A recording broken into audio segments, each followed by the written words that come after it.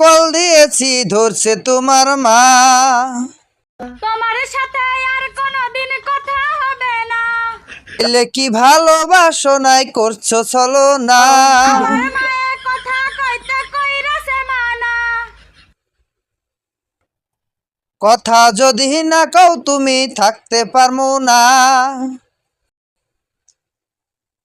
কইলাম ফোন কিনা দাও তা তো দিলা না। দরকার হইলে কামলা দিয়া মোবাইল কিনমু আজ। মোবাইল যদি কিনো তাইলে কিনো একটা টাচ।